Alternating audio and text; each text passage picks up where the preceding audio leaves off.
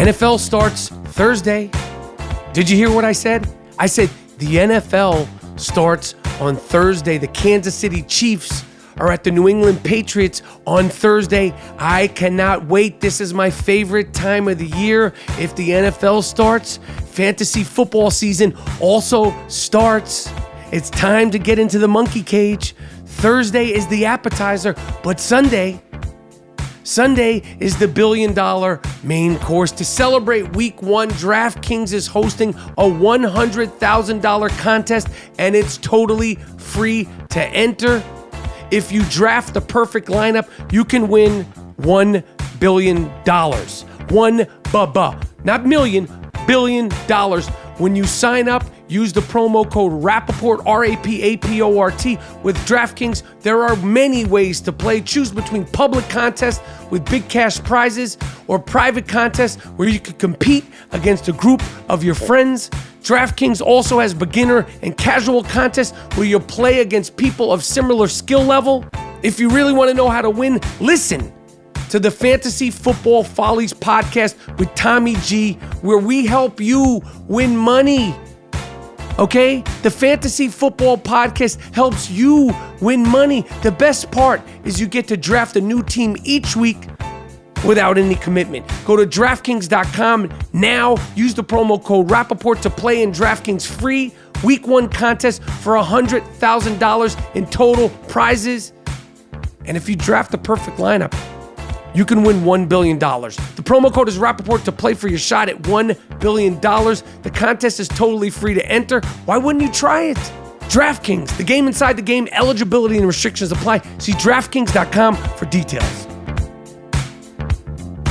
All right, this is the I Am Rapaport Stereo Podcast. Coming live and direct from the Gloom Tomb. Gmo Nettie is not with me on this particular podcast, but I have the young shooter, Dean Collins. He's going to be filling in. Hey, Michael. Not yet. I'm going to say action, and then you start talking. Action? What if I... Say action, and then you start talking. I'm also going to have the unofficial, official political correspondent, Eli Lake. Bloomberg News' own Eli Lake. He's been with us from the beginning. Break down a few things. I want to know what the hell's going on in North Korea. I can't do that, man. I don't know. I know you, some motherfucker. Things. Not you. Eli Lake is going to break down North Korea. Oh. He's going to break down Antifa, who they are, what they are, the good, the bad, and everything in between. And finally, this thing that I try to get to the bottom of these things as objectively as I possibly can. President Trump ended the DACA program. He's going to break that down too. This is the I Am Rapaport Stereo Podcast. Stay tuned. All right, we're back. It's the I Am Rapaport Stereo Podcast. I love that about your show, by the way. Shut the commercials fuck up, are Dean. so quick. Shut the fuck up. I said I would say action, and then you chime in. You just said it. Okay, hold on. It's the I Am Rapaport Stereo Podcast. I am the Gringo Mandingo. Yes. Gmo Nettie, always ready.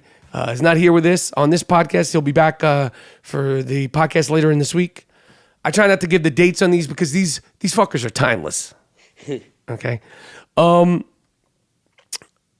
can I say? Dean, you're gonna be with me on this podcast. You're gonna behave yourself. I always do, I feel like. Put the fucking mic closer to your mouth. Sorry, I always do. I think I always behave myself when I'm here.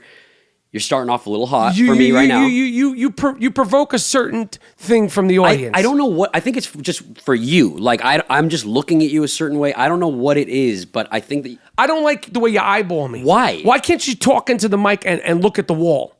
You would be like, why the fuck are you looking at the wall? Look into my eyes. I'd prefer it. I don't want you to look into my eyes. That's a sign of weakness, brother. I tell my wife to look into my eyes. I don't tell you to look into my eyes. The only people I like looking into my eyes are my dog Wheezy. Okay. And my wife. Not you with those beady... What color are your eyes? They're green. We have the same eye color. By the way, I saw your nephew. I know you did, Julian. Baby Julian. Yep. Who looks like you. You think so? I think that baby looks like you. I do too. I said the same thing. I also think it looks like my brother when he was a kid, but anyway, I see it. And that didn't go over too well because I don't think anybody wants their baby to look like you because I said that to you. Mean? I said to your sister-in-law and your brother, this baby looks like Dean, and they were like, I think that was the last thing they wanted to hear. I'm telling you. Well, I look like you, so maybe they're fucking freaked out that it's going to look like you. Okay.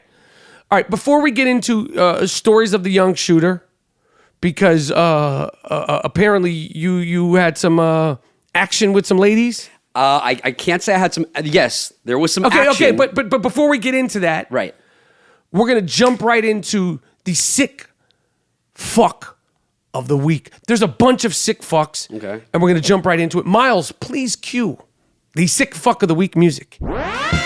This award is earned, not given. It's called the sick fuck of the week. This guy's really sick. Lock him up. How could you do it? Don't let him out. Damn. You fucked the dog? You what? You fucked the dog? Why would you fuck the dog? Why would you fuck your girlfriend's dog? What? Sick fuck. The sick fuck of the week. It's earned. Earned. Not given. You did what? No. No. No! Yes, the sick fuck of the week, as you know, is an award that is earned, not given. Mm-hmm. Earned, not given. This happened in the UK.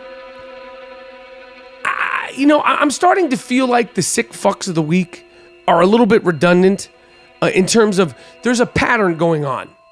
There's like a what is it called? A pattern, not just a pattern, just like the pattern. A pattern. I'll just use the Yeah, word pattern. In London, wife cut off a man's penis. Oh God. And flushed it down the toilet. A 50-year-old woman with a kitchen knife cut this man's Johnson off. Oh God. Kitchen knife? A fucking kitchen knife. Was it like a butter knife or like an actual kitchen knife? I'm sure a butter knife couldn't do it. God damn. That's torture. Because she said, people will be like, why would you do this? This is too sick. Well, that's why you're the sick fuck of the week. Her reasoning was he spent too much time on the golf course. Now, here's the problem that I have. Leave the man's dick alone. Yeah, why the dick? Why the dick, number one? Number two, if you're going to cut the dick, why do you have to flush it? Why let's say... She wanted to just like remove all evidence of that fucker. She didn't want that getting into anybody. She castrated Duke. Well, yeah. And flushed Duke too. He's swimming with the fucking fishes now. That fucker, you're going to be on the beach, on your fucking boat, there's going to be fishes, and you're just going to see a dick fucking floating around with it. Join the school. She flushed Money's loaf down the toilet. Obviously, she's going to jail. There's no way she should get out. Well, was he fucking on the golf course? This actually happened in China. It was reported in the UK.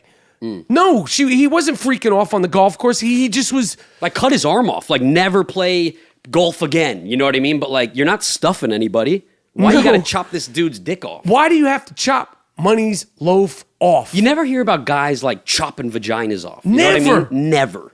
Never. It wouldn't even cross the sickest fuck's mind, I don't think. I don't know why you gotta... And if you cut that dick, again, I don't know what the flushing has to do with it. Mm-hmm. Like, why don't you give him a chance to sew that dick back on? I think it's ruined after that. No, there's the muscles are removed. Nah, they've done more. They've been able to fix these kinds of things. That's the first sick fuck of the week. A high school substitute teacher in California. Slept with somebody, right? A man, regular looking dude, but he looks like a sick fuck. Also looks like he needs astringent. Terrible person. Trevor Jack Trathan. Terrible name too. Was arrested for having sex, allegedly, with his student. This is in San Bernardino County. God, of course. No offense, but fuck. He was working as a substitute teacher, and he had a relationship with a young girl. Nothing funny about this. I hope he's convicted. And when you're convicted, Trevor Jack Trathan, Trevor Jack Trathan. the TJT? Wonder Bread bag and olive oil treatment is what you're going to be getting. You're going to be getting that good loving. Yeah. Because what they do with people like you in prison, there ain't nothing nice. No. They break out that Wonder Bread bag. Mm-hmm. give you a little olive oil, hopefully for your sake. Well, what's the olive oil for, Michael? Oh, the olive oil treatment. The olive oil is to make sure everything gets in there real smooth and real nice. Nice and proper, right? Nice and proper. So, Jack Trathan, when you're locked down and you wake up with a Wonder Bread bag hanging out your ass, don't say that I didn't warn you.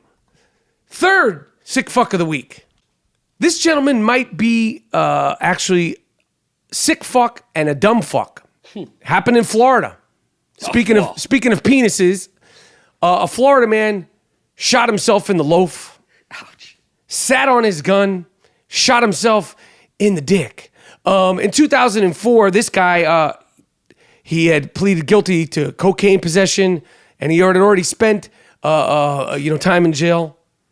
The reason why I point out the fact of his past record is that this guy shot himself in the dick, and he's going to go to jail for shooting himself in the dick because he had possession of a weapon. He's a felon, which means you're a 2-time fuck up. That's funny. You got out of jail. You shouldn't have any guns. You should have learned your lesson the first time. And then, while handling an illegal firearm, you were sitting on it and you shot yourself in the dick. You dumb fuck you. Fucking You dumb goofy fuck. You dumb fuck you. Cedric Jelks. His girlfriend found him outside in his Nissan Altima before hustling him to the hospital. Cedric Geltz? Cedric Jelks. Yeah, Cedric, we only got one entertainer out here, all right? Right. We don't have room for another one, my man. Yo, when you shoot yourself, yeah, you're an asshole. You're but a when you fucking shoot idiot. yourself in the dick, and now you're gonna go to jail You for deserve shooting Yo, you gotta just be like shaking your head, like, what did I do wrong? You see, shoot yourself in the dick, then cut that dick off and throw it in the toilet. I get that. Right. Get rid of that fucking evidence. Other guy, no, that's fucked up. This guy deserves it. Yeah, so that is the third sick fuck of the week. The sick fuck of the week. We need to get a sponsorship for the sick fuck of the week. What would the sponsorship look like? I don't know. Miles Jordan, there's got to be somebody out there that wants to sponsor the sick fuck of the week segment. It's a worldwide popular segment. But don't you think they would have to be a straight sick fuck? I don't think so. This is podcasting. I know, but you're dealing with like... Nah, I don't think so. Oh, excuse me. okay. This is podcasting, and I want to get on that. Okay. All right, so that was the award-winning Sick Fuck of the Week segment. I do think we should get a sponsorship. Dean, you're a young man. How old are you now? 27. 27. 27. Yep. You're out there, always looking to skeet. Yeah. This is very foreign to me.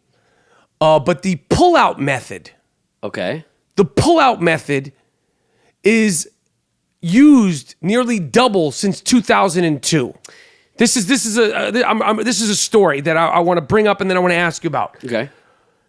10% of unmarried men. These are all people that do polls. Have you ever done a poll? Yeah, I mean, I've like regular, just fun kind of BuzzFeed polls, not like... But you've never done like a poll like this? Like, I don't know where they get these people. No. But based on this poll, the Center for Disease Control did, 10% of unmarried men between the ages of 15 and 44 have been using this form of birth control. Mm-hmm. The number has dropped to 19%. The number has jumped, to 19% since 2015, despite warnings that this method is not effective or a recommended form of contraception. Mm-hmm. About 60% of unmarried men in that age range said they recently used that as a form of birth control. I mean, now you're out there, you're a young man, okay? You just graduated college not too long ago. Young people, mm-hmm. Are they bagging it up or are they going raw dog without a bag? I mean, the generation under me, these kids under me, like they're on some other shit. Like, what does it mean? I don't know. I just know that they're on some other shit. And I think that the dating apps these days, like Tinder, Bumble, Raya, whatever the fuck you're on, it's so easy to just meet up with them. You know, snap of your fingers, you're meeting up, you're drinking, you're doing whatever you're doing, and people just are like, fuck it, they just want to fuck. I don't know. People are not thinking. They're going raw dog without a bag. They're thinking with their dicks, man. Wow. It's not good. It's not. I'm not saying. I'm we're not guilty making of it fun too. of it. We're not making fun of it. I'm not making light of it. Because let me tell you something. I told this story once. Fortunately, and I knock on wood, I am knocking on that good oak. I've only been exposed to one sexual disease in my life, and it was when I was a teenager. But sometimes that's for life, right? Nope. I caught gonorrhea. This is in '86. I was at basketball practice. I felt like I pissed my pants. I was practicing in shorts and tighty whities because at the time they didn't have compression shorts. You know, they have all these fancy underwear. These were basic tighty whities at the time. '86, they didn't have all that fly Under Armour and Nike compression shorts. And you see people playing sports in yoga pants and, like the long sort of things that like LeBron James wear. I get you. Compression shorts. I got it. Right.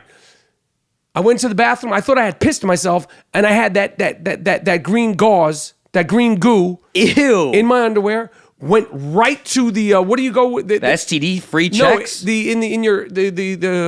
who's the person that checks you out in high school? They're called a guy not the health guidance counselor. Guidance counselor, right? Something like that. Woman said, "Let me see." She looked. Boom. Your loaf is fucked up. You got gonorrhea, Duke. I'm like, you think you're gonna die. Ugh. She took the swab. She put the swab in the head of my loaf. And I'm not trying to be disgusting. I'm trying to share with you the facts that shit is real. Yeah. You didn't think it was going to happen to you. No, I was young. I didn't know what the fuck I was doing. Okay, but how did you get it? Do you remember exactly who gave it to you? It was one of two girls. I've never figured it out. Where do you think they are now? Given to the They're around. I know one of them is around. I'm not going to say her name. Ugh. Are you sure it's not contagious these days, right? That's all I have. Because I have like skin, I'm just like getting similar skin stuff as you these days. That's from the sun, my man. Stay focused. I know you said that, but all right. The point is that the pull-out method sometimes works and sometimes doesn't. Be careful. Be careful, because not only can you catch something, you can get a girl pregnant with a little backwash. You can get a girl pregnant with a little backwash. Okay? Be careful. I know it's fun to be up in there raw dog. I get it. But you could have twins with a little bit of that backwash. See, nobody having no one wants fucking twins right now. Yo, I'm just letting you know, you can have twins with a little bit of backwash. Hey, Dean, you want to make some money on the side? Yeah. You have a hunch that you got all winners for week 1 of the NFL season? Yeah, I always do. Okay, put your money where your mouth is at mybookie.ag, the #1 rated online sports action site for 3 straight years. I've been cashing out on preseason NFL action, and I cannot wait for the season to start. Michael, I'm a gambler, by the way. I only use MyBookie. It's literally the best thing out there. Lay down some cash and win big today. Join thousands of online players just like me. And me, Dean. And start betting at MyBookie. Sign up, collect up to 100% bonus, and double your bankroll on the house. Damn. Use the promo code Rapaport to get started today. That's a great promo code, by the way. They have in-game live betting and the most rewarding player perks in the business, and an all-new, best-in-class mobile website that makes wagering on the go a breeze. User-friendly, MyBookie. What more do you want to say? And unlike some other websites you might find, MyBookie offers fast, no-hassle payouts when you win. Join now, and MyBookie will match your deposit with up to 100% bonus. Use the promo code Rapaport, RAPAPORT. Visit mybookie.ag now or call 844-900-BETS. 844-900-BETS. You play, you win, you get paid. Expert or rookie, you gotta check out MyBookie. Sign up today. All right, Shooter. What's up, dude? You went away this past weekend? I did. Fuck. I guess I'll just take it away really quick. So one of my really good friends from college got married. And you starting to feel old? Fuck, man. I have to tell you, I was a groomsman with it was straight up like old school. You know, all of us are there. It's like the Vince Vaughn character. We're all there. I haven't Which seen these character guys. are you? Who you said? I Just don't like know. groomsmen. I don't know. I don't know. We all have our own things going on, But it was great. Why'd you bring up Vince Vaughn into I'm this? just saying. I'm giving context. Like it was old school, When he's like, don't get married. But this thing is like my friend hit the jackpot. All right, we never thought he was going to get married. The girl is awesome. She's beautiful. Anyway, we drove up. 27. He's 27. No. He's 28. Wow, this fucking guy's nuts. Okay, I go know. ahead. Anyway, so I drove up. This was the big weekend. Drove up where? From LA, we went all the way up to Santa Cruz for the big wedding. I'm telling you right now, Dean. Keep it short, I'm gonna Dean, tell you 'cause I'm right gonna cut fucking you now. off. I'm gonna fucking jump down your ass. Ew. Why you're not fucking getting anywhere near I'm gonna my jump ass, my down man. your ass. No, you're not. No, you're not, because then you'll be the sick fuck of the week on your own show, my man. Woo! Okay? Yes. So anyway, I have a bunch of my goons from Chapman University. These are my guys. When I Yes. see them, we get right back into it. Yes. I drove up with my buddy. My friend is getting married. It's my first friend, by the way, who's getting married. So this is a trip for me. Okay. The only other wedding I've been in is my brother's, and I was a best man. This one, I'm a groomsman. And he did that reluctantly, right? Yeah, it was like I had. Yeah, I mean, He felt didn't really want you to as be the best, right? But But he was did like- it. He's fine. Exactly. So Gotcha. no, it was good. But yeah, anyway, so this one, I wasn't asked to be the best man, but I was a That groomsman. sucks. How long have you known this guy? 7 years. 7 years, and you weren't best man? No, well, there's like 5 other guys. He has his friend who's anyway. That's kind of fucked up. It's though. really not because his best this guy friend. that's like a pecking order. Like everybody, and then Dean. No, because his best. Look, can you not stir the go ahead, fucking... sorry, Okay, because sorry. this is a friend of mine. Sorry. Anyway, we road trip up to Santa Cruz, right? Me and my friend Bobo. His name is Bobo. He's a great guy. And we drive up there. We missed the rehearsal dinner, all this shit, right? So the wedding, it's 115 degrees outside. It was the fucking hottest day in Santa Cruz. I'm a groomsman, and there's all And these... what is it like in Santa Cruz? I never been there. It's just fucking stonery. I went to the bar after, and I was like, yo, there's a homeless dude in this bar. And everyone's like, oh no, that's just Jack, And I'm like... Well, why did he get married in Santa Cruz? Is it beautiful up there? Well, he's from San Jose. Santa Cruz is beautiful. Big Sur, Santa Cruz. If you're not familiar with it. Is it dope up there? It's super dope. It's a really Is it beach like town. beachy? Okay. Yeah, it's like a beachy but like stoner vibe of Santa Cruz. right. I know that, but there's got to be more than just a stoner thing. Yeah, of course. But anyway, so I'm up here for this wedding. Now, I'm told by my friend that I'm going to be paired up with this girl that I'm going to be walking with, right? Because Have you met this one I haven't before? met her, but she went to Chapman, and I was told that she was the cute one. Okay. Yeah, of the bridesmaids. So I'm excited about this. Okay, and I meet her. Okay, let's call her. What's her real name? I'm not going to say. Well, her. let's call her something, but say her real name first.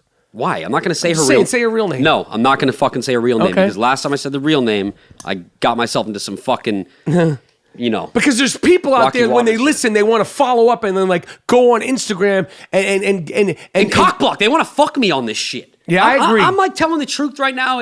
I agree. Look, I'm not going down that road. But No, I think there should be like, because the listeners of the I Am Rapaport Stereo podcast are different than like my Twitter people Right. and the Instagram people. Like, I feel like there's an intimacy and there's a trust thing.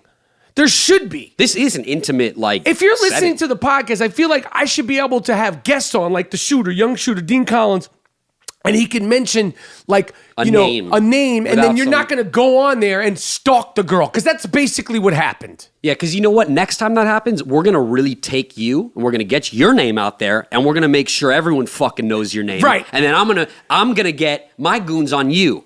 And Well, you say goons like you're going to do something. No, we're going to get the Twitter world on you. So the next time Instagram, Yeah. you want to stalk one of the shooters, Yeah. chicks, yeah. we're gonna double back on you and we're gonna stalk you. Yeah, because I'm Okay. gonna stalk your whole family at Okay, that point. now tell the story. All right. Get to the fucking story. Okay, so I'm Get matched to the up- motherfucking story. I'll cut you right off. Okay, so I'm matched up with this girl right now. Snap your fingers, it's wedding day. Okay, Yes. I'm in my tux. It's fucking boiling. We're all dabbing our faces off, wiping our sweat. It's terrible. That's pathetic. It really, really was one of the 115 115 tuxedo. That's fucked up. So I'm like this, like fucking wiping my shit. Anyway, I lock arms with this girl. I'm like, oh shit, okay, this is, we look good together. This is when I started to What'd she first look get like? She's cute, like a little brunette. Pretty eyes, short. I like that. I don't like any girls taller than me. I don't want to be like wrapping my arm around their ass while we're walking. Feel like a little shit. Yeah. Anyway, we lock arms. I'm trying not to fuck this up. Show me how to do it. Okay, great. We're looking good together. We nail the walk. I'm saying, yeah, we killed it. Anyway, fast forward. Yep. party's going on a little bit. Yes, sir. I'm starting to like feel, I don't know, I'm like kind of like crushing on this girl a little bit. She doesn't have the best what's her name personalities. Her name is, what's her name? Let's call her Megan. Okay. So Megan. Let's call her Megan, but what's her real name? I'm not fucking saying her real name. All right. I wasn't trying to trick you. So we'll call her Megan. So later in the night, you know, we're a couple drinks in. I go over to the bride and I said, hey. How excruciating was the actual service in the 115 degree heat? The weather was horrible, but when I was standing up there, it was really surreal seeing my buddy get married. And all of us were like, God damn, like, who's next, you know? And no, that was crazy. So anyway, the sun starts setting, starting to get my, you know, confidence up a little bit. The sweat's off. And, you know, I go over to the bride and I said, hey, you know, what's up with that girl Megan of the bridesmaids? She's really cute and I'm kind of feeling a little something. And then the bride said, don't even fucking bother. Everyone likes her. She's picky as fuck. Don't even waste your time. Okay, that's a fucking challenge in my book, right? That's a challenge. I'm going to waste it. It ain't going to be a waste of time. Right. So trust me, this is going somewhere. So snap your fingers. It better fast be going forward. somewhere. I'm fast forwarding.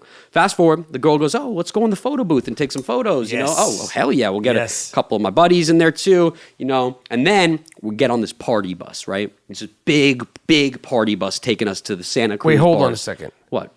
Okay, go. Cool, man. So anyway, now it's nighttime. The party's winding down. We're dancing. You know, you make me want to shout. It's like wedding crashes. We're fucking all in our tuxes. It's great. Then the girl, we get on this party bus. Then she kind of positions herself next to me, and I'm like, oh, wait, fuck. you said you were getting in the photo booth. Yeah, we did all that. Then we're dancing. What kind of fast photos forwarding. did you do in the photo booth? Just fun little photos. What'd me and she my smell man, like? Smell great, but we're getting somewhere with this. So, let me just tell you, we're getting somewhere with this. I'm not just giving you guys a bullshit story. I'm telling you, we're getting somewhere. So, fast forward, we're on the party bus. She goes, oh, you need some champagne? Oh, fuck yeah, I do. All right, great. We're vibing now, okay? Oh, things are good. Now the bus, everyone's getting up. We're going to the bars. I bring my ID. We walk right in. All of a sudden, she's kind of like with me. I'm like walking into the bar with her. I'm thinking, oh, fuck, like, this is sort of working. I'm thinking about the girl who said, don't waste your time. She's picky. All right, well, that's a fucking challenge. I'm willing to accept that challenge. We walk in. I said, hey, none of our friends are there. I said, hey, why don't we go grab a drink at the bar? Yeah. She goes, all right, well, why don't we wait and just see if everyone's in here, just in case we don't all have to leave? And she goes, all right, everyone's in here. She goes, what do you want to drink? And I said, let's get a tequila shot. And I wasn't drinking shit, but you know I love my Milagro. Yes, you know sir. I love my fucking yes, Milagro. Sir. I haven't seen, I asked the bar, do you have the Milagro? They said, yes. No, they said, no, we do not. So I'm like, ooh, a little nervous about that. But I go, it's all good, right? So we're at this bar. Now we're at the bar. I said, what do you want to chase with? She goes, oh, I don't know. I go, orange juice. She goes, ew. I'm like, well, what about tequila sunrise? I said, let me get the shots. Let me get 2 shots and a little chaser. Great. Puts them down. The bartender puts them down. She's next to me. She's going, okay, you ready? I don't think I could take this whole thing. I'll go, I'll take the whole thing. She goes, I'll take it in a sip. I don't think I could do it. So this is gross. I said, all right, no worries. I said, cheers. I take the whole fucking thing. I immediately turn my head to the left, like, oh, fuck. I'm trying to hide myself from her. I'm like, oh, that was a horrible shot, right? This ain't my usual Milagro. I'm not used to this, like, real shit tequila. Okay? She takes a sip. She's all, she pours the rest of it into her chaser, right? I go, oh my God, we look at each other. Oh, how gross was that? That was terrible, right? She goes, it was horrible. I said, I know. I start talking, and she goes, bleh, throws up in her hand, and it shoots on to the side of my arm at the bar. And what do you say? What do I say? That's fucking nasty. Okay, She should be ashamed of herself. So let me tell you. She needs to be able to hold her fucking head. Let me tell you. This is a grown-up? Let me tell you. 25 years old. No. Let me tell you. So she goes, oh my God. And she goes, hide me. I'm going, oh shit. I start running. Now I'm a fucking, listen, okay? If you were going to throw up on anybody. Yeah, you're a gentleman. Okay, if you were going to throw up on anybody, it's fucking me. The shooter is a gentleman. If it was anyone else, they would have been like, ew, yeah, get you would have the blown fuck him away up. from me. Right, you would have blown, So most people would have blown him up. For sure. So I'm running with her. I'm going, where's the women's bathroom? I take her. She runs into the women's bathroom. I'm waiting like a gentleman outside. You know, I'm not thinking about myself, right? She comes out and she goes, oh my God, I'm so fucking embarrassed. You should be. She goes, what am I, 20 years old? I can't believe this. Like, I'm 25. This isn't freshman year. She goes, I'm so sorry. She didn't know that she threw up on the side of my arm. She just did it in her hand. She goes, let me buy you a drink. I said, no, it's okay. Sweetheart, we want to put you to bed. Yeah, we want to put you to bed, sweetheart. You were done with you. Yeah. So she goes, let me buy you a drink. Let's find something neutral. I said, let's just get water. She goes, no, we'll get something else. We can get a beer. It's all good. All right. I start walking away. We kind of go our separate ways. I go to the restroom. Next thing I know, I'm standing outside, and she's talking to some other fucking dude. She's sitting down talking to some fucking dude who is the cousin of my friend who's getting married. He's his little cousin, 22. I'm 27, all right? I shouldn't be fucking having competition with this little 22-year-old fuck who's taller than me, sure, and looks like he's 45, but it doesn't matter. So I see them talking. I'm like on the side of my eye. Now, everybody would be like, why the fuck do you want to deal with this chick at all? This chick threw up on you. This is nasty. But I was vibing with her the weekend, and I thought she was cute. And like a little bit of throw up, it didn't scare me. It didn't send me running from the hills. Right. Running for the hills. So I see. She should be kissing your ass. Well, I'm putting myself in her position, right? So if that was me throwing up on her, I would have been like, if it was me, I want to go to my friend. I said, get me the fuck out of this bar. I'm taking an Uber. I'm getting the fuck out of here. I'm ashamed of myself. I will not be joining you at brunch in the morning to see her or anyone. Right. I'm going home. Right. She's with your sticking fucking around. head down. With no my eye fucking contact. head down. She's sticking around. Okay, go ahead. So I see them, and then all of a sudden he gets up and he takes her to the bar. I'm looking around, this and that. And he's trying to go get her a drink. I see them dancing a little bit. I'm thinking, yeah, you get those fucking sloppy seconds. Her mouth is smelling nasty right now. Talking about smells, right? It smelled great before. Yeah. It smelled great before. You had her when she didn't have... I had him with... Yeah, exactly. You had her before she threw up. Yeah, exactly. So I see that, and then I'm like, fuck this shit. I want to go. I'm not... my friend's like, why don't you fucking step in, man? I'm not trying to step in, all right? And be like a fucking asshole. No. So anyway, she sees me, and she goes, look, I just want to say I'm sorry again. Just know you have an unconditional place in my heart. I'll always remember this is a fucking... Place in my heart? I'm trying to skeet. I know. So anyway, did you say that to her? No, I didn't. When she said place in my heart, you didn't say place in my heart, I'm trying to skeet? Fuck no, man. I'm not trying to skeet after that either. I was a little grossed out too. But anyway, she showed up for brunch the next morning. I guess she ended up making out with that dude that night back at the place. Wait, so you mean to tell me you're telling me a story about a non-incident that you didn't get in the ass on? Yeah, I mean, dude, it doesn't always fucking end in your favor. Things happen. So we call you the shooter. Yeah. The month of August is over. The month of August is shooter time. Yeah, but September, but it's September now. Right. Do you got anything to share with me about August? Did you shoot in August? You got any fucking escapades you want to share with me in August about skeeting? Well, actually skeeting off? Oh my God. Brother, I mean, you can't win them all every fucking week. You're 27. I told you many years ago when you were 15. I told you about daddy issues last time, right? That's still going on. I'm not talking about daddy issues. I'm talking about straight skeeting in the summertime. Oh, no, I didn't get to skeet off that night. No. All right. It was fucking hot, man. That's the story you insisted on being on the I Am Rapaport Stereo I really podcast? thought that was a good one. And I have to tell you, I requested her on Instagram, and we're going to go get brunch. Are you? Yeah. All right. Fair enough. We're going to get brunch. Fair enough. I feel like she had her opportunity to make it up to you. You think so? You don't think I should be like... And for those of you who've never heard any of Dean's escapades, this is a true gentleman here. We're making light of it, but this is the gentleman here. Thank you, man. All right, coming right up, we're going to have Eli Lake on the I Am Rapaport Stereo podcast. Eli Lake is a journalist for Bloomberg News. He is the unofficial I Am Rapaport Stereo podcast political correspondent. Vincero Collective Watches. Oh, I just got one. They're fucking dope. A luxury watch doesn't have to cost a fortune. Vincero's years of manufacturing experience allows them to create innovative and luxury timepieces and deliver them to you for a ridiculously fair price. Not only a fair price, they're quality. Like, they're better than any other watches out there. I've been wearing the new Bellwether Chrono. I have the Bellwether Chrono, too. It's fucking great. It looks better on me than it does on you, I think. It looks fantastic on both of us. All right, true. The Bellwether Chrono watch that's on the main page of their website. Check it out. I'm rocking mine right now. It looks good and has a leather band that I love. I get compliments on this watch all day. More than your acting roles. No need to slight people. A watch like this can easily retail for at least $500. At Vincero, you can score one for a little bit more than $100. Vincero has more than 3,000 five-star reviews, free shipping, and a 24-month warranty. It's full. Holiday time is coming up.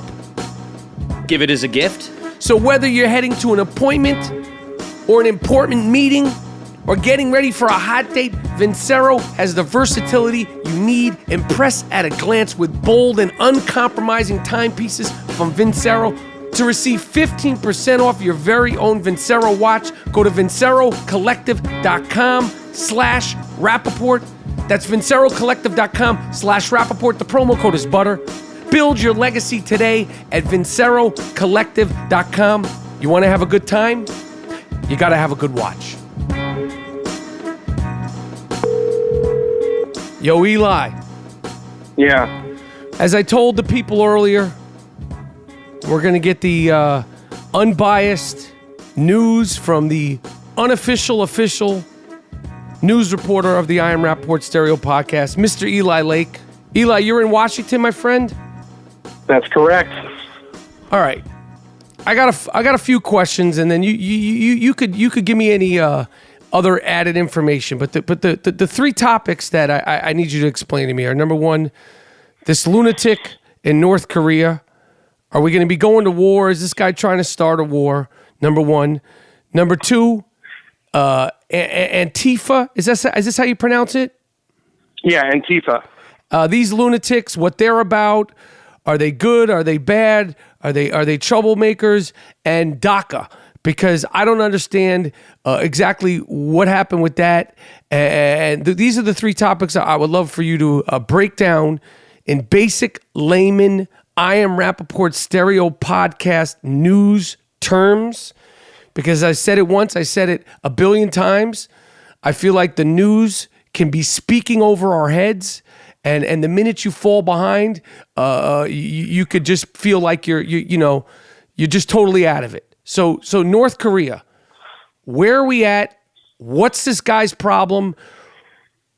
How's this going to end? Well, the problem with North Korea, and I don't think that we're on the brink of war, is that if you were to do a preemptive strike against the North Korean nuclear facilities, they have enough conventional weapons, mainly artillery, that can hit Seoul, South Korea, one of the great metropolises of the world, and it would cause so much damage that every president since Bill Clinton has said it's not worth doing this kind of preemptive strike, even though the North Koreans are, in violation of many aspects of international law, including the Nuclear Non-Proliferation Treaty, which they briefly got out of. So this has led presidents since Clinton to try to negotiate with North Korea, along with China and its other neighbors like Japan. Well, Japan's not a neighbor, but in the region, and South Korea, a deal to try to curb the program. But the problem is that North Korea has violated all of its prior agreements. And it's also, we should say, independent of its nuclear program, really one of the most awful prison states on the planet. Meaning what? It's a throwback, meaning it's like a throwback to Stalin's Soviet Union. There are prison camps visible from space. The United Nations issued a report about 2 years ago, which went through a litany of horrors that average North Koreans will face. Whole families will disappear because of the suspicion of a crime of one of the members. We've seen some of the defectors talking about what life is like basically in modern concentration camps. It's truly one of the human rights catastrophes today. But because they have effectively can blackmail the world because they can destroy the capital of South Korea, there's very limited things you can do militarily.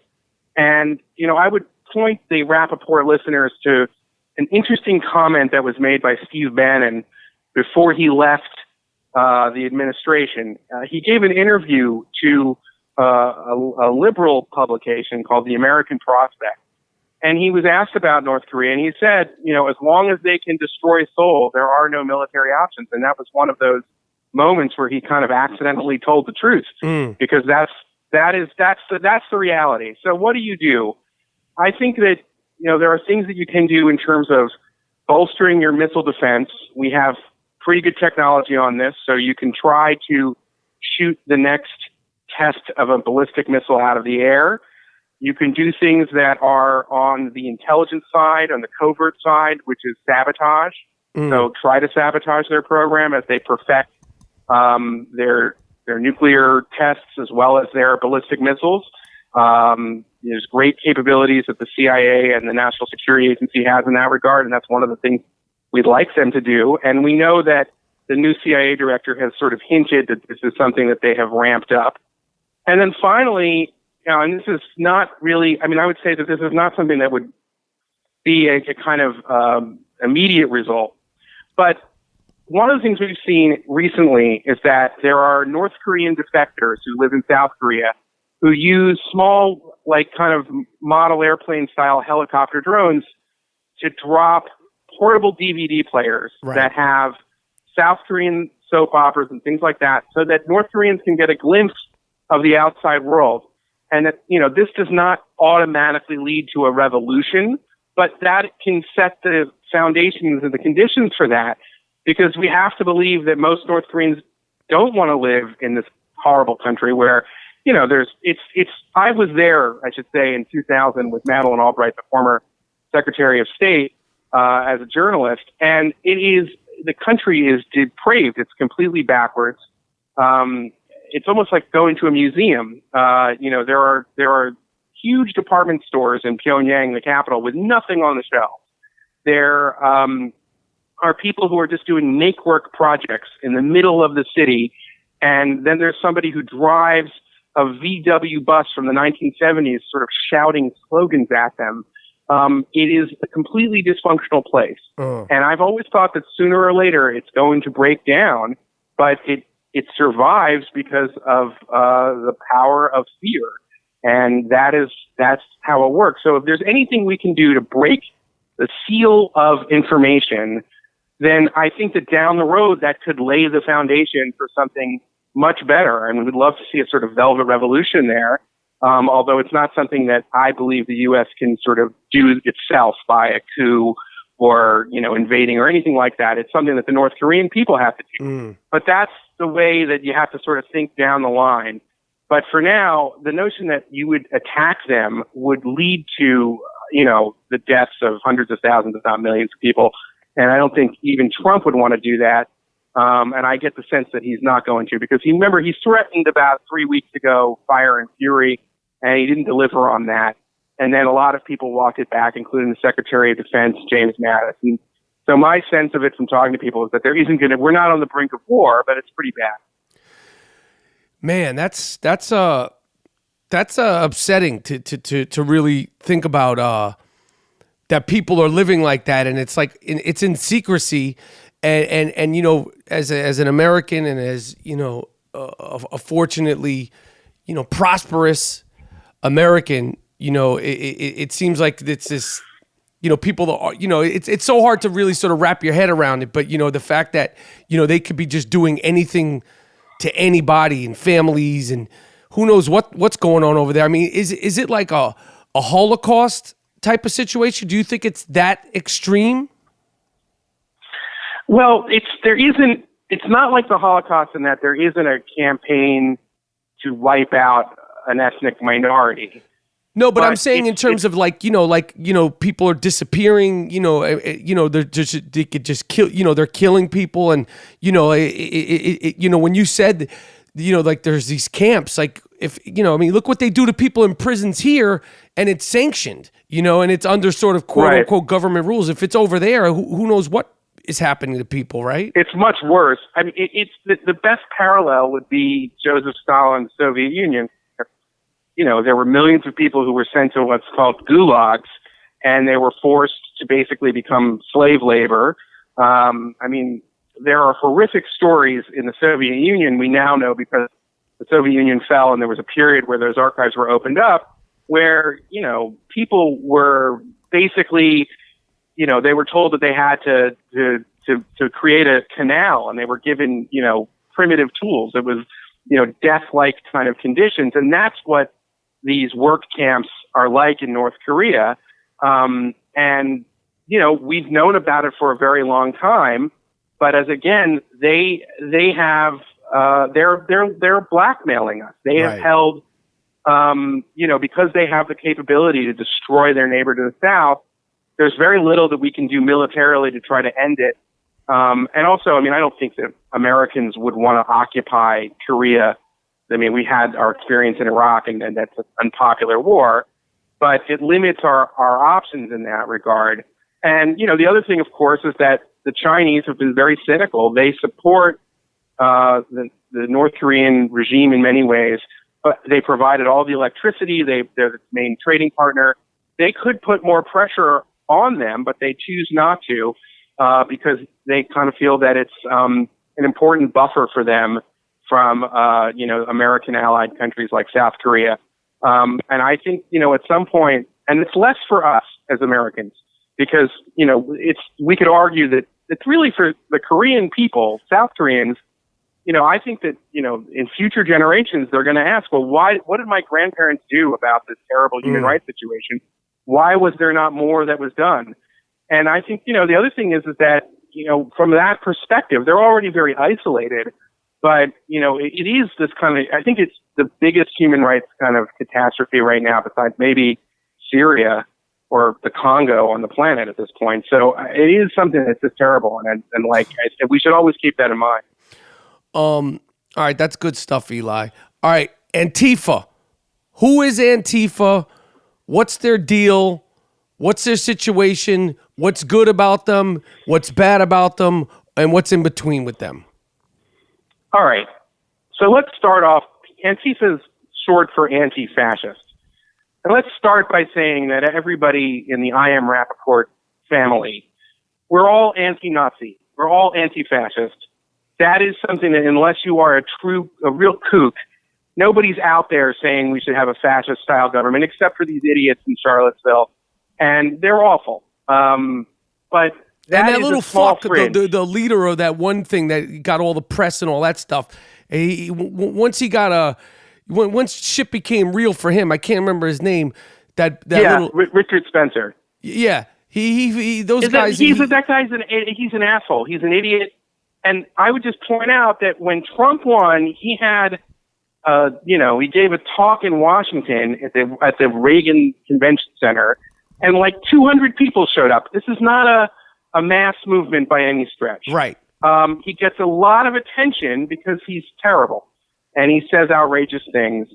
But we should be careful about thinking that this is like the tide of a new movement. I agree. Now, now the people who went to Charlottesville who did not have masks on and were protesting the neo-Nazis and the Klansmen and these racist fucks, they are model citizens. That's what America is all about. Stand up and say, we don't want to have anything to do with it. And it was a counter-protest. What Antifa represents is they put on masks and then they say that they're there to protect the counter-protesters. So far, it sounds good. And when you have an easy case like Charlottesville, it's easy to sort of justify that because there were people on the right-wing side of that, the Nazi side of that were coming to this event with guns. I mean, it was pretty awful. Mm-hmm. Watch that Vice video. It was really, really good. The problem is that Antifa also considers lots of people who are not Nazis to be Nazis.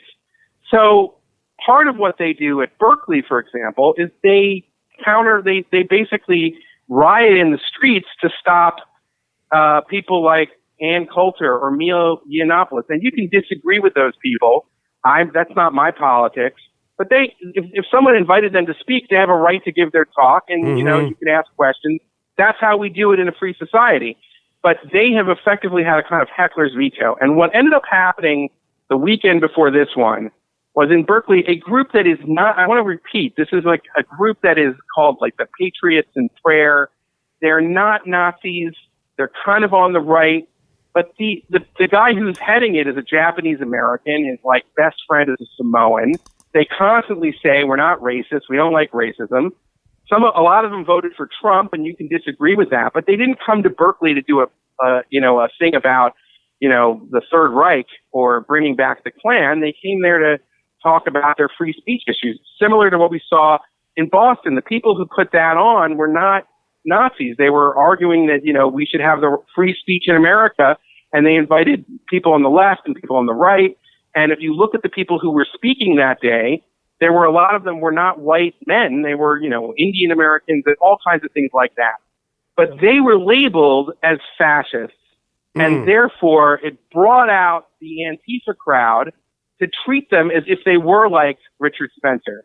And this gets to a big problem, which is that when you take it upon yourself, it sounds good in the abstract.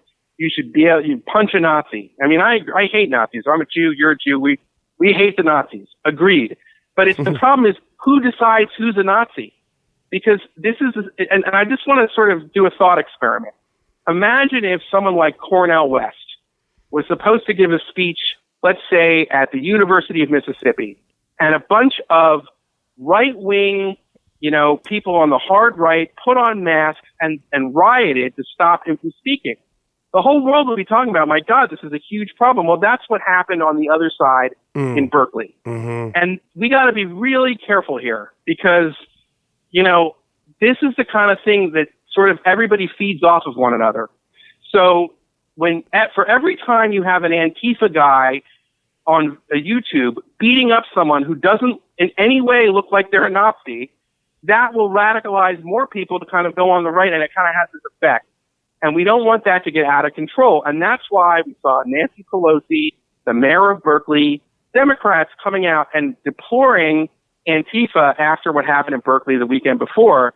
And, I wrote a column about it basically saying that my solution is that the neo-Nazi fucks and the Antifa should get a schedule and agree to go to a national park every 3 weeks, and they can dress up and do their thing, and we could treat it like a Star Trek convention or a Renaissance fair.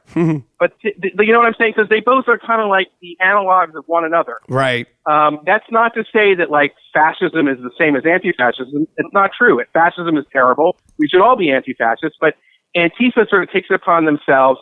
And they also kind of are a collection of really hard left people, anarchists and communists, self-identified. I'm not using that as a slur. Right. And, that's, I would imagine that most people who look at the Richard Spencers and these people with who like Robert E. Lee and everything, most Americans who look at that are against it, but they don't identify with the hard left. You know what I'm saying? They're just I'm a decent person and I hate racists.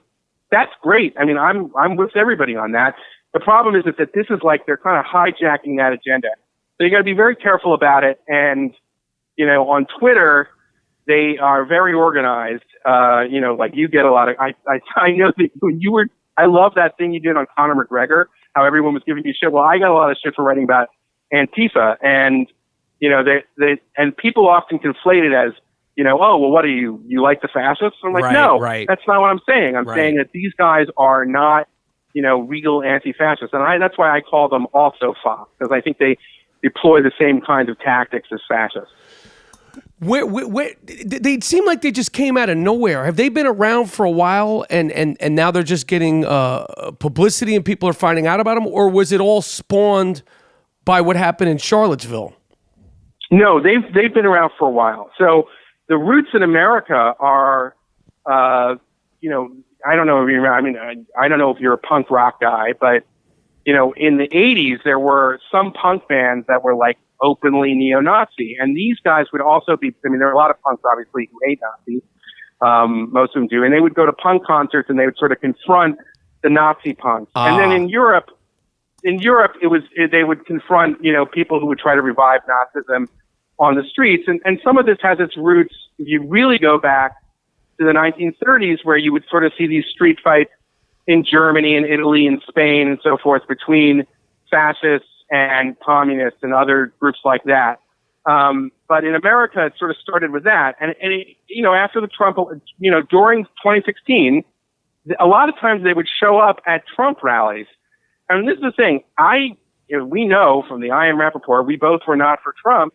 But, there are a lot of people who would go to a Trump rally. They're not, that doesn't make them a Nazi. Yeah, I agree totally. And like, you gotta make some distinctions here. Yeah. And by the way, that plays right into Trump's hands, right? I mean, there's nothing he likes more than to point to saying, "Oh, look, Antifa. See, that's why So this is going to have a lot of bad effects. Yeah. And we got to be got to be on the ball on that one. I agree, man. I don't have a solution, but I totally agree. And as frustrating and as deplorable and as sickening as all the shit that's happening, I don't fucking know, man. I don't know. I don't even know what I'm saying, because it's like you see a guy like Richard Spence and that other guy who's the guy that guy he was on the Vice thing, and now he's in jail, and he started crying, and he's a little fucking bitch. Oh, that guy, I forget his name. I think Chris Cantwell or something like that. He's a little fuck boy. He's a fuck boy. Yeah, that's your leader. Suck. He's a fuck boy. Period. Like, they should be ashamed that he was even the face of that shit. He's the one who said, he called Trump's daughter. Trump gave his daughter away to a Jew. I know. I couldn't believe that. And then he was the one who was crying like a little fuck, like a little bitch. Right. It's anyway. All right. So that's good information. I try to get the best information from you, Eli, and then leave it alone, because I know so much of the news is biased, and that's why when I ask you questions, I try to get it as straightforward as possible and keep myself and my opinions out of it. Finally, Eli, DACA. What is DACA? What happened? What is going to be the result of this? Because I've heard so many different things on the radio, because I listen to Fox News, because I think it's important. Me personally, I think it's important to listen to every side, because you whether they're right or wrong, you agree, don't agree, they're biased, not biased. If you consider Fox the enemy, or you consider it, Fox being the Trump news, to me, it's like if you're playing against your opponent, you're getting to listen into their insight and get a sense of their playbook. So I listen to it all. I can't really make sense on what DACA, what it was, what it is, and what just happened in the last 24 hours. So it's unclear actually what happened, and it's a classic Trump move, which is it makes it appear that he's doing something where you're not really clear what he's doing. What he said was, I'm going to delay the deportations, but he said it in the context of a grand thing like, okay, these exemptions for people who are here illegally are over, and we're going to start doing this thing, which he promised on the campaign trail, to deport people. A little bit of context. Obama deported a lot of people who were here illegally. That's the first thing everybody ought to know. The second thing we ought to know is that it's totally horrible to imagine, I don't know what the numbers are, but there are millions of people who are here illegally. If you had a program to actually do that, not only would it be incredibly expensive, it would be a human rights catastrophe. And I don't think it's realistic to even think that you could do that. So he's implying that he's waiting until March to do it. But in the interim, he's saying, Congress, you fix the law. Now, what does that mean? You fix the law. We know that there are people who supported Trump who think that the law is the law, and you just have to deport hundreds of thousands or millions of people, which, by the way, is a terrible thing. Like, how do you do that? I can't even begin to imagine it, right? Now, I think what Congress would do when they've tried to do this before is they basically are looking at a way to give people a kind of amnesty. If you've been here for 10 or 15 years, then you can stay and you have to apply for citizenship, and there's a process that you go through so that we avoid this idea that we're going to deport all these people at once, which is like, if you think about it, that's I don't know. I mean, there are all kinds of problems. You're going to break up families. You're going to, it's going to affect the economy, because a lot of people who are here illegally, we always forget this, but they take a lot of jobs that a lot of us, who were born here don't want to do. And that's real shit. You go to any great restaurant, you'll find lots of people in the kitchen. I'm not making any, but that's fucking real, Eli. It's fucking real. You don't see any fucking Jewish fucking kids from Madison Avenue being busboys in fancy restaurants in any place in this country. You don't see any fucking, I've owned a house in Los Angeles for 20 years. I've yet to have a white hipster do my gardening. And what, and then that's just reality. And that's just the fucking reality. Like, it's not like, some kid from private school is going to be like, you know what, that's what I want to do. And that's no disrespect to the hard workers of this country, because I respect the shit out of them. You don't see any fucking, well-to-do Harvard grads, doing manual labor, construction work when they're fixing up your corner. That's real shit. Yes, and so we need to, so everybody kind of knows this, but and it's not just Trump. I mean, like, the Republicans have been playing this card for a while, and it's not realistic. So chalk this up to, I can't believe I won the presidency. Because I think what he's really doing is he's kicking this can down the road. He may end up doing something absolutely terrible in this regard, but I think that he does this in a way to get his base really excited, like, oh, Trump's, sticking it to them again. And then the media plays into it. They say, I can't believe he's going to do this. What does this mean? He's going to deport all these people. But keep in mind, he said, no, we're gonna do it. We're gonna delay it until March, and I want Congress to try to fix it. Now, by the way, Congress doesn't want to try to fix it because it's been so politically polarizing. We'll see what they do, but this is not it's not exactly what he says it is. And I think if he actually does deport people, I mean, we should go on the streets and protest because that's terrible. But at the same time, I'm not so sure that he's going to do it. And I think it's just, the key to understanding Trump is, we've talked about this before. I don't think that Trump is really a fascist. I think he's a con man. I think he is the music man. He's the guy who tells you what you want to hear. He gives you that New York swag, as you talk about. But in the end of the day, he's just a con artist. He's bullshitting you. I agree. I agree with that. I don't think he's a fascist. I think that he's just, he just wants to win. I think that he sincerely thinks that he's the smartest person in every single room, even when he's in his generals, when he's with his quote unquote talented generals. I think that he thinks that he knows more and that he could, charm everybody and just hustle his way to whatever he wants to get. That's not to say that I don't think he's dangerous. That's not to say that I don't think he's all these other things. But at the end of the day, I think that's he's kind of just sitting back and shocked that he won the presidency. And I think there's a big part of him that's like, fuck, I got to do this for 4 more years. Because it's got to be a pain in the ass. It has to be, the amount of pounding, the amount of fucking shit that they take, good, bad, indifferent, whether it's warranted or not. It just doesn't seem like any person could tolerate it for 4 years. It can't be fun for this fucking dump truck of a person. I don't know. A lot of journalists and other types I talk to quietly, everybody's sort of saying they wonder if he's going to serve out his term. It would be so great. A couple more Charlottesville moments, you could see it becoming, politically no longer viable for him to remain in the job. I would love it. I can't stand this motherfucker, man. I can't stand him.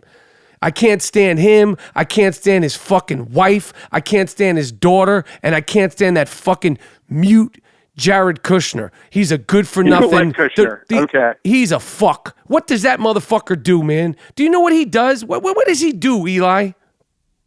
He's like running half the government right now. I mean, he's a pretty important advisor. We'll see if he gets ensnared in this Russia probe, which I think he might be in some trouble on, but he's got a pretty important job. He's not only one of the most important advisors to the president, he's in charge of the Middle East peace process, a lot of our foreign policy, all the technology innovation stuff. I mean, he's got a lot of power right now. A lot of people, a lot of Jews and American Jews, one of the excuses they were going on voting for Trump was that he's good to Israel and that he's going to do good by Israel. In the 7 or 8 months, now it's even 9 months, we're in September, Jesus, has he done anything? Like, where is he at on Israel? Where are we at as a country on Israel since Trump has become president? All right. Well, on this one, I don't want to. I didn't support Trump, and I would also say that I think most American Jews voted against Trump. I mean, the numbers are extraordinary. Like 80% are voting for Democrats. Yep. And that's been pretty consistent. I think that the argument was that, in my view, Obama was not great for Israel. I don't think he was as bad as the caricatures say, but I thought that the Iran deal was very weak, which affects Israel. And I think that he, was in some ways one-sided in how he approached the conflict with the Palestinians. There are a lot of Jews, by the way, because there is no monolithic Jewish opinion, as you know, that, what's the deal? You 2 Jews and 3 opinions. There are a lot of Jews who think that the president should be tough on Israel because they don't like the occupation. And, it's not like there's a monolithic view on that. But I think that people who are, very much strong supporters of Israel would say anything is better than Obama. But, I would just point out that Hillary was in a very different place than Obama too. And some of his promises, like he said he was going to move the U.S. embassy to Jerusalem, that's not happening. He backed away from that. And, we'll see what happens in terms of what he does, whether he's going to do this peace process. I don't think that there is much of a chance there. But in some respects, you could say he's been fairly conventional.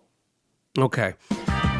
All right, Eli, this is great stuff, great insight, and it's helpful for me, and I hope it's helpful to get perspective for the people listening to the podcast.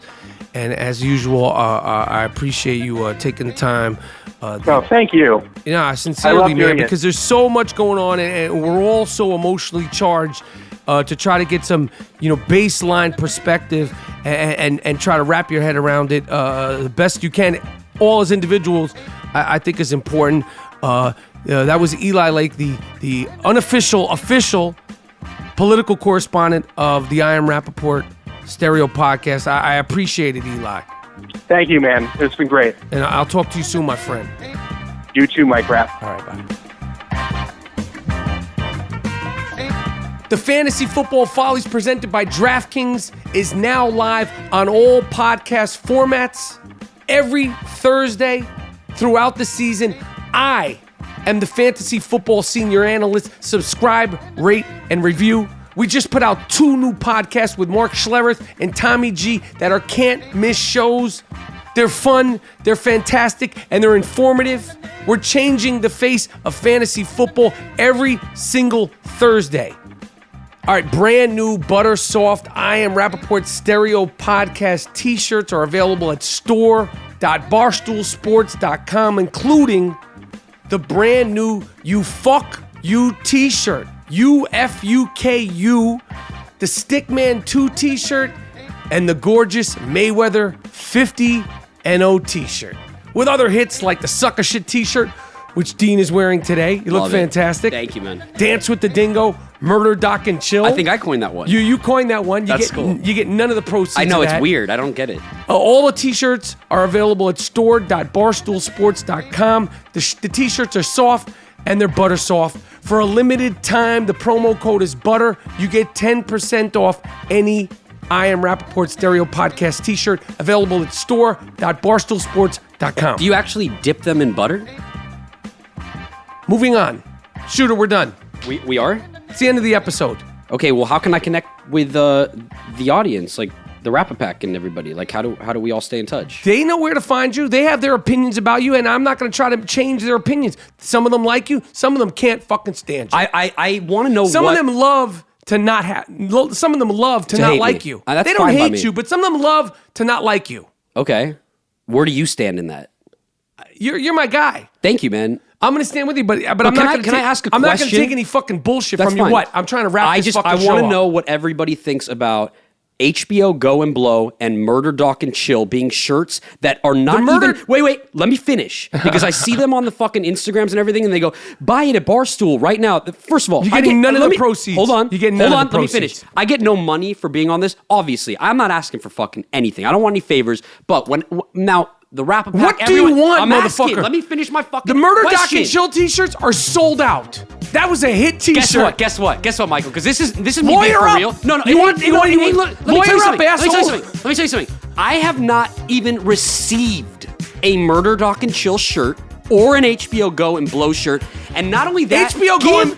shut up for a second. Give credit where credit is due. If you're gonna post a thing, hey, 15% off, say fucking Idea by Dean Collins, and maybe we'll give you a shirt, and maybe we'll give you 2% of the post. I want to give him a shout out to my main man, Greek George Salidas in Astoria, Queens, for coming up with the sucker shit t-shirt. Yo, what the fuck, man? Why you shut the fuck up for a second. I want to give a shout out to my man, Greek George Salidas. No. You're rocking a sucker shit t-shirt. I want to know where my Murder Doc and Chill shit is. You wanna wear Find me it? go to my Instagram. Lawyer up, bitch. At Dean Collins. I want you to send me a shirt, please. At Dean Collins. Send me that shit. I'm sick of it. It's the I Am Rapaport Stereo podcast. G Moody, last name rhymes with duty. We'll be back on the next episode. Fantasy Football Follies. Get your mind right every Thursday. Help me help you. You want to win some money? You want to kick ass in your season-long fantasy football team? Fantasy Football Follies every single Thursdays. This is the I Am Rapaport Stereo podcast. My name is Michael Rapaport. And my name is Dean Collins, and we out, bitch.